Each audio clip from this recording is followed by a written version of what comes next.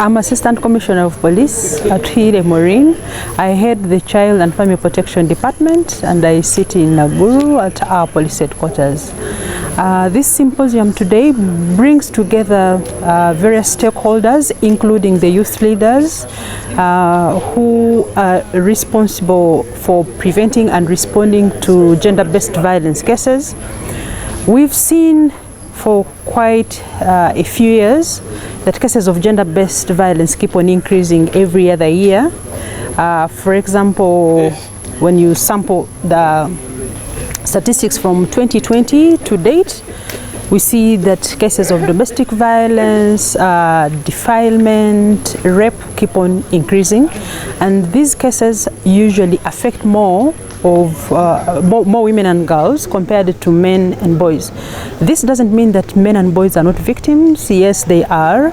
The only difference is that their numbers are a little bit lower compared to the women and girls. So today we are here to talk about how best we can work together as stakeholders and how best we can be able to effectively prevent and respond to gender-based violence cases. When it comes to statistics, according to the annual crime report of last year, 2023,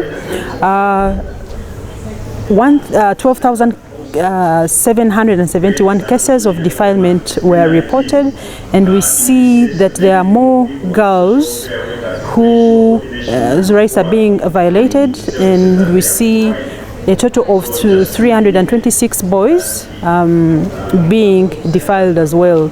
There is a misconception in our community about the boy child, that the boy child cannot be defiled by older women who have attained the age of 18 and above. But here we see that boys also continue to be victims of violence and they need to be protected as well.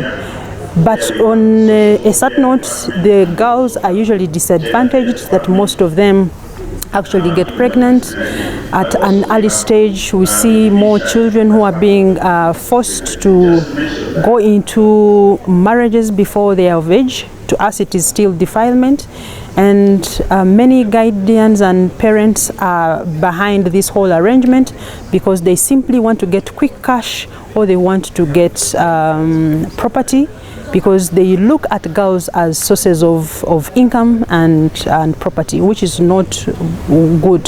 So we as stakeholders, civil society organizations, government institutions, and then the media, we need to come together to raise awareness about this scourge so that we can be able to effectively prevent it. When it comes to domestic violence, still last year in 2022, we registered over 14,000 cases, and this is a very big number. And we are seeing that still more women are being affected as a result, though we also see that men are victims. For example, we see over 3,000 men being victims of violence, but again, like I said before, it's the women who are being violated against, in most cases because of the harmful cultural traditional practices, and because there are also some other people who do believe that women shouldn't have rights. They don't believe in women having rights, so they think they're not supposed to mention anything, or when violence is perpetrated against them, they're not supposed to report it because you can be shunned by the community members, or you will be coerced to go to police and have the case withdrawn. In terms of rape, we registered at police countrywide 15,000 cases. 15,777 cases of rape, and to us this is a very big number. So today it gives us an opportunity to encourage the people out there. If your rights are violated, please come to police and report, or if you do not come to police, you can go to other stakeholders to access services, but also you have to bear in your mind that you need to come and report so that we can hold the perpetrators accountable. Thank you. This is a call to parents out there, especially during this long holiday season. to protect your children. Talk to them, make sure that you don't send them away. There are some parents out there who look at children as a burden in terms of taking care of them. And what they do is they do prepare these children and take them to villages, to their relatives. And I'm not saying that going to the village to see relatives is bad, but we need to know who are we entrusting this child with, because we see in this season that's when there are many teenage pregnancies, that's when we see defilement cases increasing, that's when we see many children's rights are being violated physically. So it's a call to all parents out there to take care of children. You make them your friends, speak to them, give them information about their body changes and their relationships towards the opposite sex, and give them the tips on how best they're supposed to coexist. How can they be able to navigate through this adolescent stage? Action for Health Uganda, the Young Leaders African Initiative for Youth, Yali Uganda, together with other organizations, have called on Ugandans to unite and reduce domestic violence. As we approach the holiday season, ACP Atuhairwe Maureen urged parents to be vigilant. This is a call to parents out there, especially during this long holiday season, to protect your children. Talk to them, make sure that you don't send them away. There are some parents out there who look at children as a burden in terms of taking care of them.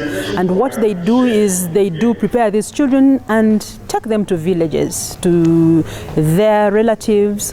And I'm not saying that going to the village to see relatives is bad, but we need to know who are we entrusting this child with. Daniel H. Nyirandutie, the mission director at USAID Uganda, shared that they are working hard to reduce violence. That we continue to unite against gender-based violence. As the theme of this year says, we unite against violence. Every year, actually every 10 minutes, a woman is killed because of gender-based violence. Making sure that access to health services is there. The chairperson of Young Leaders African Initiative for Youth, Yali Uganda, urged the youth to stay away from crime, as engaging in criminal activities only leads to imprisonment. Anyone out there that is facing any form of violence, whether it's physical, emotional, sexual, any form of violence that you're facing, do not die and feel isolated alone. The community are people out there that you can reach out to. Reach out to the police, reach out to the area leaders, reach out to the church leaders, reach out to anyone for help and seek medical help, because if you don't seek that medical help in time, there are going to be other dire consequences. Sarah Kinto, the CEO of Action for Health Uganda, called on Ugandans to prevent premature marriage as it hinders the bright future of the young people. We are realizing that many families will quickly resort to settling this out of court. Okay, they'll want quick money, they'll want to really get something to compensate, but that is not the right thing to do. Actually, what would be adequate is that the law should take effect, and then this should be, settled within the confines of the justice system.